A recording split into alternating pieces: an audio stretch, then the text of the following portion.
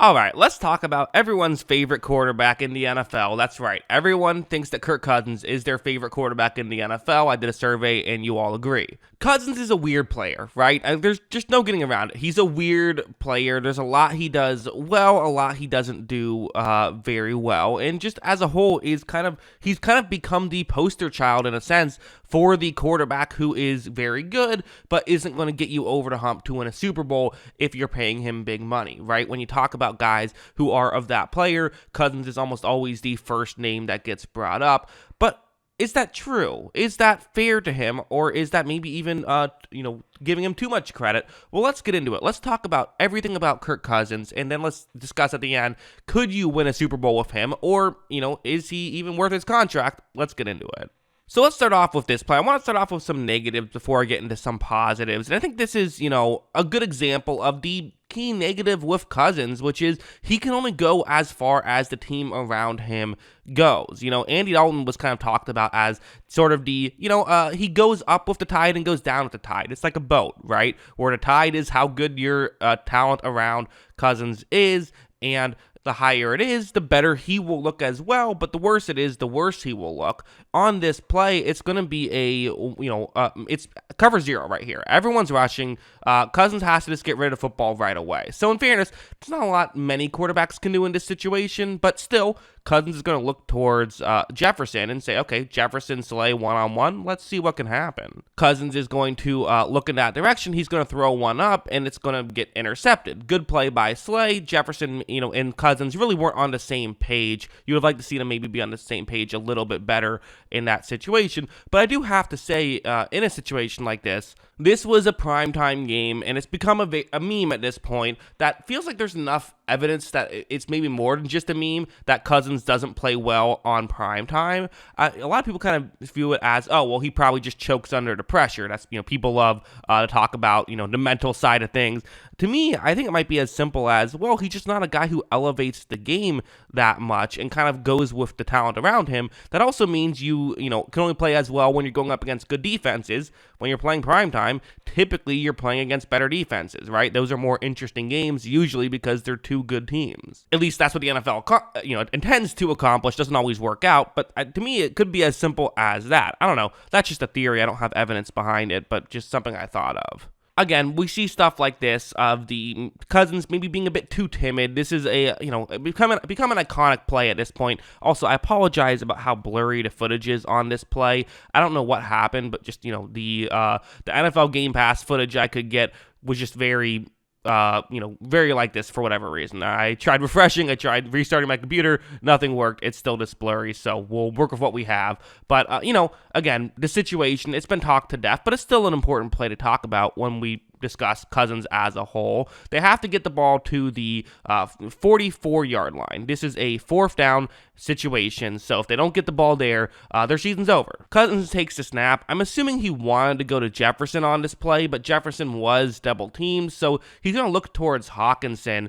And here's what I believe happened. I believe they wanted Hockenson to run a little bit further, but it's well covered. I mean, contact has slowed him down enough that, hey, maybe he can break a tackle and make something happen. But, probably would have been the right move to get to a different read, throw to a receiver who's further down the field, because there were still, one-on-one matchups that weren't Jefferson. I'd rather a receiver in that situation than have to get Hockenson to make the catch and break a tackle. It's better to just throw it to someone who just has to make a catch. As you see, Cousins throws it to Hockenson, who, gets tackled right away. It was a mistake. And I think Cousins would tell you right now, yeah, this was a mistake. You have to make the decisions quickly. You're not going to make every decision perfectly. But it kind of does, I think, fulfill a narrative that Cousins maybe doesn't always elevate his team, right? And needs guys who can come through and make stuff happen.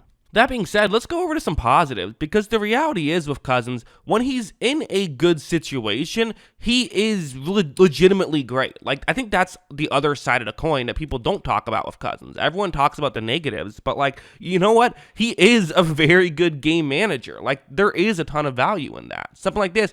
It's a simple play. You have a receiver who's going to just get towards the sideline. It's Jefferson. This is zone coverage. There's a little bubble there where there could be a window. As you see, Cousins takes a snap. He runs this play action, looks over to Jefferson, who gets himself wide open, and Cousins is able to be a part of the offense, right? He's not the guy who is doing everything, but you know what? A quarterback is rarely the guy who's doing everything. When Cousins just has to be a part of the offense, he can do that very effectively, and there's a ton of value in a player like that. There's also stuff like this, though, which I would say this is a more difficult play than the last one. Because, again, I know a lot of people will say, okay, yeah, sure, the last one was fine, but that is a throw that you kind of expect your quarterback to make. I would argue, the better part of what he did was just, getting there and getting his, over there, eyes-wise, to be able to see this going on and make the throw and make the read correctly. But still, again, it isn't the highest degree of difficulty throw. That is fair to say. But under higher degree of difficulty throws, he can make those as well. On this play, it's a cover 2 zone that the Colts are going to be in. And again, you have a receiver who, it's going to be Adam Thielen now, who's running a route that could get open eventually. Watch how when it begins, it looks like it's, relatively in a good spot, but again, there's a window, and it's it's going to be open, but it's not going to be open for forever, right? And that's one of the key things about these types of plays, and one of the things that Cousins does really effectively is his timing. He's very good at timing these plays well and getting it there when he has to and putting it in a good spot. Look, as you see, Cousins is able to make the throw and Thielen's able to make the catch. So yeah, that's kind of how I feel about Cousins. To answer the questions I said at the beginning, is Cousins overrated, underrated, or properly rated? I actually think he's properly rated. I think that, I think people tend to get Cousins as a very good quarterback who at times has been, great, I would say. He has shown flashes of great, but for the most part is very good. But it's really hard to win a Super Bowl with someone who's in a, getting paid a contract like that. Really, he has to be in, I would say, a perfect situation to win a Super Bowl, which, again, typically that's how you win Super Bowls, right? Is you have incredible teams. You don't win Super Bowls without incredible teams. So to build up an incredible team with a contract that big is difficult. Granted, they just won 13 games, so it's not like impossible to build a great team, although I think a lot of people felt like the 13 wins maybe was a bit fraudulent. Not to say they were a bad team, but maybe that was a bit high. The reality is, the way I kind of always view it is like, Cousins and Mahomes' contracts aren't that dissimilar. For Cousins, his cap hit, actually these past couple of years, isn't as bad as maybe some people might realize. His actual cap hit itself in 2023 is only going to be $20 million, so that's actually pretty good. So in that sense, it's relatively dissimilar. Although again, the same thing for Mahomes. His cap hit in 2023 is just $28 million, and then for Mahomes next year it's $37 million. Whereas for Cousins, it would be it's actually $28 million. That's just in void money. So to clarify, Cousins isn't under contract for that year, but he is still going to be getting $28 million from Minnesota, and this is all guaranteed, keep in mind. So, you could argue that the Mahomes contract is maybe for next 2 years, he'll be playing for both those years. You could argue that they're actually kind of giving him less money right now, depending on how you view it.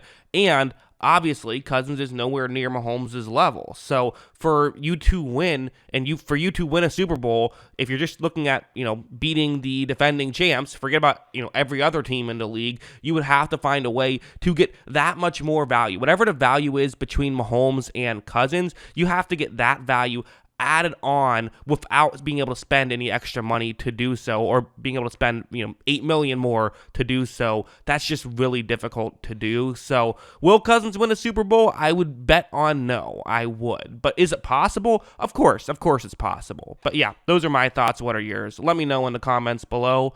Always love hearing from you. And of course, as always, thanks for watching.